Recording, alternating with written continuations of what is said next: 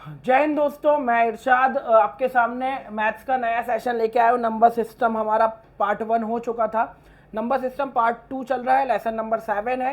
ठीक है, मतलब क्लासेस जो है ओवरऑल 7 हो चुकी, मतलब 6 क्लासेस हो चुकी है, 7 ये चल रही है। ठीक है, तो नंबर सिस्टम का आगे का पार्ट मैंने डिजिट कंप्लीट कर चुका था और डिजिट में शायद एक टाइप बच गया था, तो वो मैं क्लियर कर दूँ आपको।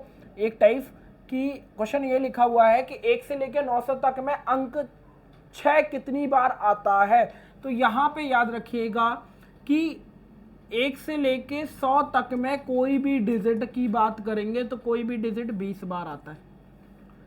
ठीक है, कोई भी डिजिट जीरो को छोड़ के 1 2 3 से लेके 9 तक जितने भी डिजिट हैं वो कितने बार आते हैं, 20 बार आते हैं। तो 100 को मुझे क्या बनाना है, 900। तो 900 बनाने के लिए 9 का मल्टीप्लाई करेंगे, यहाँ भी 9 का। तो 1 से लेके 900 में कितने बार आया, 180 बार आया। ठीक है, ठीक।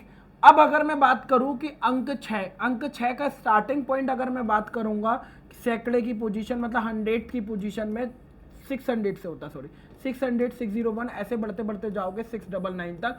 टोटल 100 प्लेस में ये कितने बार आता है, 100 टाइम 100 बार आता है। तो 100 बार ये और ऐड कर देंगे तो टोटल हो गया कितने बार, 280 बार। 280 फाइनल आंसर होगा। याद रखना 180 जो होगा वो unit place plus 10th place में होगा, और unit place plus 10th place के बाद 100 जो होगा वो 100th प्लेस की पोजीशन का होगा। तो 100 प्लेस में 100 टाइम मतलब 100 बार आता है। तो टोटल मिला के 180 और 100 280 फाइनल आंसर होगा। क्लियर, समझ में आया? चलिए बढ़ते हैं नेक्स्ट क्वेश्चन की तरफ।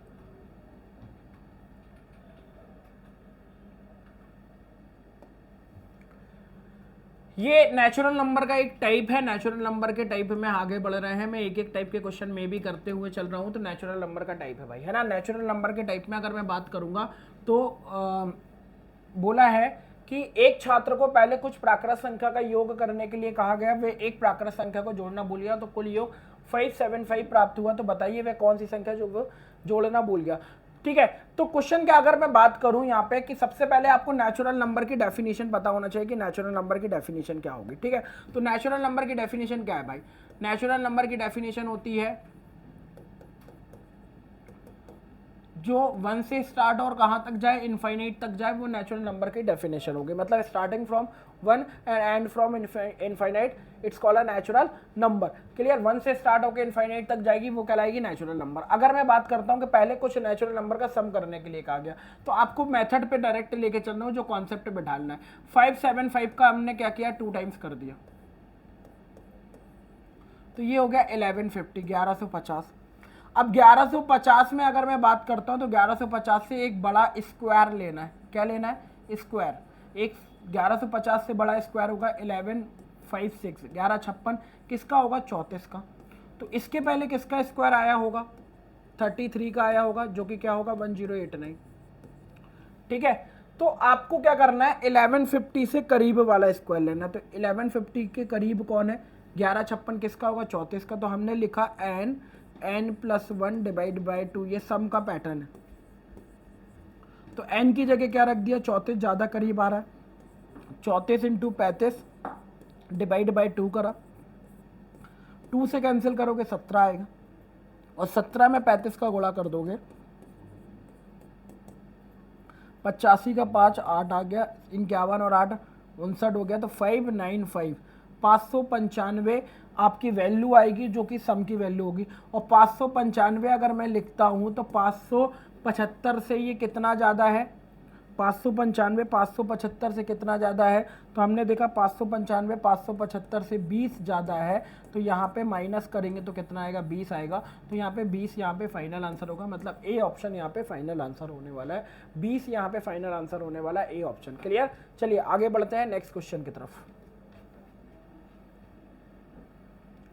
ठीक है, नेचुरल नंबर में एक क्वेश्चन और इसी टाइप में बनता है। ठीक है, याद रखिएगा, पेज फाड़ने वाला। ठीक है, अब जब पेज फाड़ने वाला गया है तो इसमें याद रखना कि पेज की जो कंडीशन होती है वो फ्रंट टू बैक नहीं होती, वन साइडर पेज को डिनोट करता है, वन साइडर पेज की नंबरिंग को डिनोट करता है, ठीक है। तो इस चीज को समझ के चलिएगा।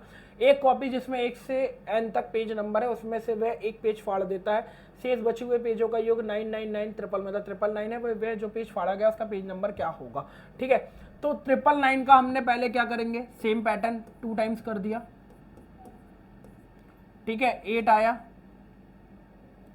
1 आया कैरी, 2 9 द 18 और 9 आ गया, ठीक है। फिर 1 कैरी आया, 2 9 द 18 और 9 1998 आ गया, ठीक है। एक बार और मल्टीप्लाई कर लिया, ठीक। तो फाइनली कितना हो जाएगा, हाँ ठीक है 1998 आया। तो 1998 से जस्ट एक बड़ा स्क्वायर ले लेंगे, ठीक है। अब इसके लिए स्क्वायर याद होना चाहिए भाई कि स्क्वायर क्या क्या होगा। तो यहाँ पे हम देख सकते हैं 45 का स्क्वायर होता है 2025 और 44 का स्क्वायर होता है 1936। तो 44 का स्क्वायर होगा 2025, 45 का स्क्वायर। इसके पहले आएगा 1936 44 का स्क्वायर। अब आपकी जो वैल्यू है 1998 जो आ रही है वो 2 और 27 के डिफरेंस पे आ रही और ये काफ़ी लंबे डिफरेंस पे आ रही। तो हमने ले लिया n+1 डिवाइड बाई 2। मैं आपको क्लियरिटी भी दूंगा इस बार छोटा नंबर लेके, तो क्लियर हो जाएंगी चीज़ें, ठीक है। तो हमने लिखा 45 × 46 डिवाइड बाई 2, 2 से काटोगे 23 आएगा, ठीक है। 45 3 से करोगे तो 135 आएगा, तो 5 आया और 13 आ गया। 45 2 सा 90 और 90 में 13 ऐड करोगे, ठीक है। तो 90 में 13 ऐड करोगे तो ये हो जाएगा 1035 और 1035 999 से अगर मैं बात करता हूँ माइनस करूँगा तो ये कितना आ जाएगा 36। तो 36 यहाँ पे फाइनल आंसर होने वाला। अब मैं भी मान लो एग्जाम्पल ये लेते हैं कि हम अगर मान लो छोटा नंबर लेके भी चेक कर लेते हैं, है ना। तो छोटे नंबर में अगर मैं करूँगा सम, तो सम करूँगा 44 × 45 डिवाइड बाई 2, तो ये करोगे तो 22 आएगा। 45 दूनी कितना हो गया 90 मतलब 09 और 45 दूनी कितना हो गया 90, 90 मतलब 990 हो गया। और 990 आप चेक कर सकते हो, 990 में अगर मैं बात करता हूँ तो 999 से ये क्या हो गया छोटा आ गया, जो कि फाइनल आंसर नहीं होगा। तो फाइनल आंसर कौन होने वाला है 36 होने वाला है, जो कि फाइनल आंसर होगा, ठीक है। आगे बढ़ते हैं नेक्स्ट क्वेश्चन की तरफ। सेम है, ठीक है। आप इसको करके देखिएगा। 2 क्वेश्चन मैंने करा दिए नेचुरल नंबर पे, एक करा दिया 575 और एक करा दिया 999 वाला, ठीक है। ये आप करके देखिएगा। मैं आगे बढ़ता हूँ नेक्स्ट क्वेश्चन की तरफ। हाँ, इसमें याद रखिएगा पहली 4 परिपूर्ण संख्याएं ज्ञात कीजिए क्या होती हैं। तो पहली 4 परिपूर्ण संख्याओं के लिए आपको याद रखना है एक परिपूर्ण फर्स्ट जो होती है वो होती है 20, आपका 6 होता है, सेकेंड होता है 28। अब ये परिपूर्ण संख्या क्या है पहले मैं क्लियर कर दूं। ये 2 क्वेश्चन मतलब 2 परिपूर्ण संख्या लिख के पहले मैं क्लियर कर देता हूं क्या होती है, ठीक है। एक ऐसी संख्या जिसकी फैक्टर, इसके अगर मैं फैक्टर ब्रेक करूंगा कि मतलब ये किस किस से डिवाइड होगा, तो 1 2 और 3 से डिवाइड होगा और 6 खुद से डिवाइड होता है, ठीक है। एक ऐसा नंबर जिसके फैक्टर करने के बाद क्लियर स्वयं को मतलब आपके ये सेम नंबर को अगर मैं स्किप कर दूं और बाकी बचे हुए नंबर का सम करूं और वापस वही नंबर मिल जाए सेम, ठीक है। फिर से सुनिएगा, 6 किस किस से डिवाइड होता है 1 से 2 से 3 से और 6 से। अगर मैं 6 को अलग करता हूं तो बाकी बचे हुए नंबर क्या मिले 1 2 3, 1 2 3 को ऐड करने पे वापस मुझे 6 मिल जाएगा। तो वापस मुझे 6 मिल जाएगा तो वो परफेक्ट नंबर होता है। जैसे 28 का अगर मैं बात करूंगा तो 28 को क्या ब्रेक करूंगा, 1 करूंगा 2 करूंगा 4 करूंगा, 4 के बाद आता 7, 7 के बाद 14 आएगा, 14 के बाद 28 आएगा खुद, ठीक है। अगर मैं इसको ऐड करूंगा 14 और 7 21, 21 और 4 25, 25 और 2 27 और 1 28, मतलब इसको ऐड अलग करके मैं बाकी नंबरों को ऐड कर रहा हूँ तो 28 वापस मिल रहा है। मतलब बचे हुए रिमेनिंग नंबर का सेल्फ को अलग करने के बाद बचे हुए रिमेनिंग नंबर को अगर मैं ऐड कर रहा हूँ तो वापस वही नंबर सेम बन जा रहा है। तो सेम नंबर बन जा रहा, तो ये क्या बनेगा आपका परफेक्ट नंबर। तो आपकी परफेक्ट नंबर की डेफिनेशन में भी समझ में आ गए होंगे, कॉन्सेप्चुअल बेस में मैंने समझा दी कि परफेक्ट नंबर होता क्या है। अब सेकंड वन अगर मैं बात करूंगा कि थर्ड, फर्स्ट सेकंड थर्ड हो गया, 628 हो गया, तो अगला होता है 496 और फोर्थ नंबर जो आपको याद करना है वो होता है 8128। तो इस टाइप के क्वेश्चन में क्या क्या बन सकता है, अभी तक क्वेश्चन क्या बना वो सारी चीजें बता देता हूं। इस टाइप के क्वेश्चन में 6 और 28 का डिफरेंस पूछ चुका है, क्या होगा फर्स्ट 2 परफेक्ट नंबर का डिफरेंस बताओ क्या होगा, तो डिफरेंस होगा 22, ठीक है। फर्स्ट 2 परफेक्ट नंबर का सम पूछा है क्या होगा, तो सम होगा 34, क्लियर। अब ये फर्स्ट 3 का पूछ सकता है, ठीक है। यस, थर्ड में से सेकंड का डिफरेंस पूछ सकता है, थर्ड में से सेकंड का सम पूछ सकता है, कुछ भी पूछ सकता है। बस आपको इंपॉर्टेंट होगा कि ये परफेक्ट नंबर आप याद करके चलें। पहला होता है 6, दूसरा 28, 496 और 8128, 4 ही याद करना है। फिफ्थ वाला तो काफ़ी लंबे पे चले जाते हैं, तो वो इतना इंपॉर्टेंट नहीं होगा। आपको 4 ही इंपॉर्टेंट होंगे जो कि सबसे इंपॉर्टेंट होंगे। चलिए बढ़ते हैं नेक्स्ट क्वेश्चन की तरफ।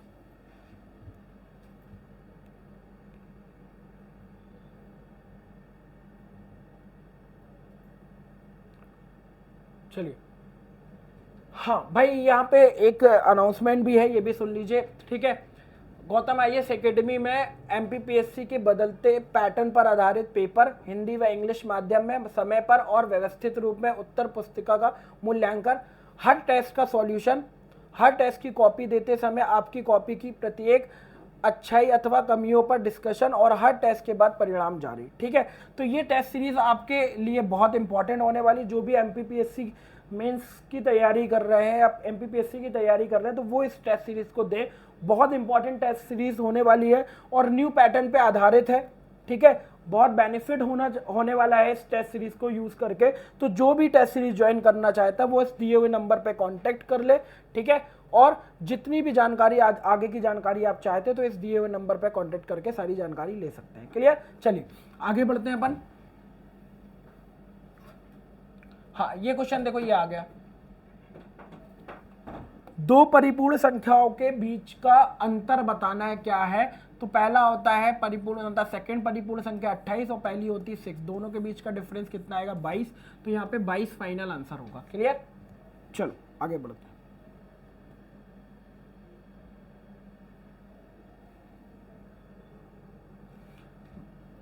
यहां पे अगर मैं बात करूं कि सह अभाज्य, सबसे पहले इसकी डेफिनेशन पता होना चाहिए कि को प्राइम है क्या। तो को प्राइम को सबसे पहले अगर मैं समझाऊं तो को प्राइम यहां मैं समझा देता हूं।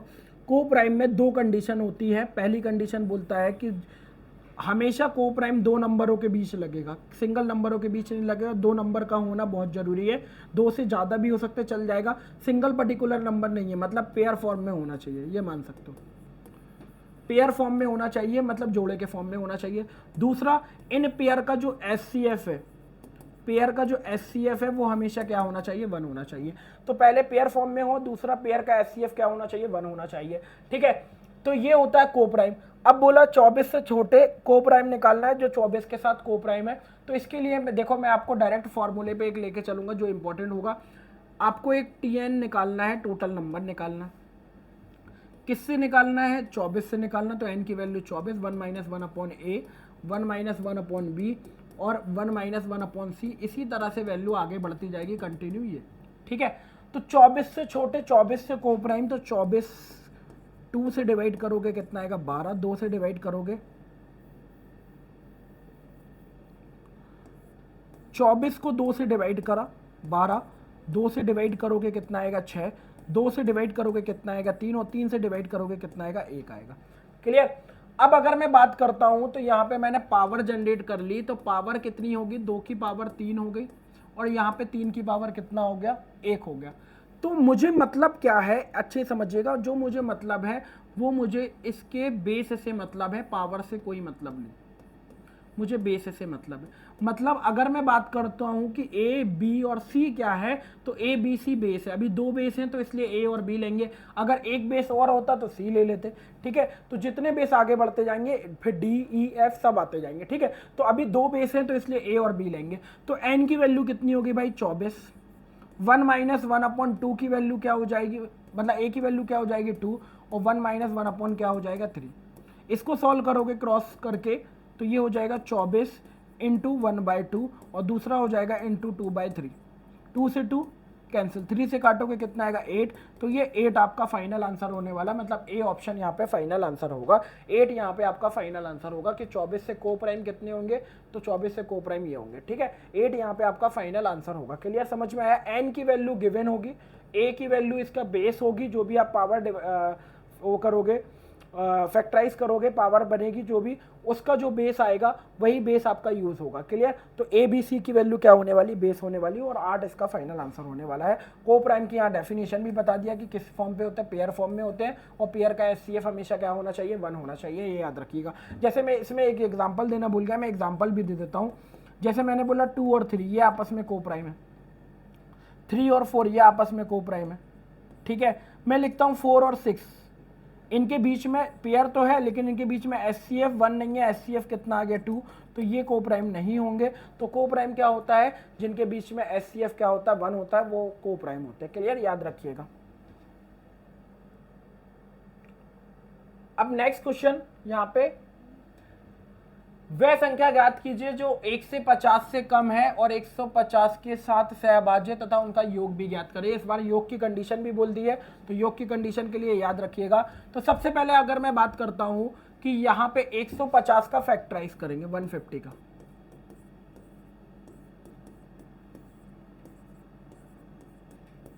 फाइव 5 1। अब मैं पावर नहीं बना रहा हूं, मुझे बेस मिला एक 5 का, एक 3 का, एक 2 का, ठीक है। तो अगर मैं n लिखता हूं तो n लिखूंगा 150, डायरेक्ट कर रहे हैं भाई, tn की वैल्यू 150, मतलब n की वैल्यू 150, 1 माइनस 1/2, ठीक है, 1 माइनस 1/3 और 1 माइनस 1/5। 150 इंटू, इसको अगर सॉल्व करोगे 1/2 आएगा, इसको सॉल्व करोगे 2/3 आएगा, और इसको सॉल्व करोगे 4 क्या आएगा 5 आएगा, ठीक है। अपॉन में 1 लेके क्रॉस मल्टीप्लाई कर लीजिएगा, ये मैंने आपको पहले बता चुका हूँ, ठीक। 2 से 2 खत्म हो गया, 5 3 हो जाएगा, 15 से 10 हो जाएगा, ठीक है। तो 10 में 4 का मल्टीप्लाई करोगे तो वैल्यू क्या आएगी 40 आएगी। तो tn की वैल्यू जो टोटल फैक्टर आएंगे वो 40, और 40 तीन ऑप्शन में मिल रहे हैं, ठीक है। तो अब यहाँ पे सम इंपॉर्टेंट होगा कि सम कैसे निकलेगा। तो सम के लिए याद रखिएगा, सम होता है n into t n divide by 2। n आपका कितना है 150, tn आपका कितना आया 40, डिवाइड बाई 2 करोगे, 2 से काटोगे 20, और 150 में 20 का मल्टीप्लाई करोगे तो 3000 आएगा। तो आंसर 40 और 3000 होगा, और 40 3000 कहाँ मिल रहा है, ए ऑप्शन में। तो ए ऑप्शन यहाँ पे फाइनल आंसर होने वाला है। क्लियर, चलिए। तो यहाँ पे इसी तरह से आपको आगे का जो पार्ट है, वो आगे के पार्ट में आपको और भी चीजें मिलेंगी। ये पूरा डेफिनेशन पार्ट पे पैटर्न चल रहा है, तो डेफिनेशन पार्ट में पूरा नंबर सिस्टम पहले खत्म करेंगे, और फिर उसके बाद स्मॉलेस्ट बिगेस्ट और नंबर ऑफ जीरो, ये सारे पैटर्न जो आने वाले हैं, ठीक है, वो सारी चीजें खत्म करेंगे। तो इसी तरह से अगर आपको ये वीडियो बहुत अच्छी लगती है तो आप ज्यादा से ज्यादा वीडियो को शेयर करिए, ठीक है, चैनल को सब्सक्राइब करिए, ठीक। और फाइनली बेल आइकन को दबा दीजिए, जिससे आपको क्लास का नोटिफिकेशन सही समय पे आपको मिल जाए। चलिए, जय हिंद, जय भारत।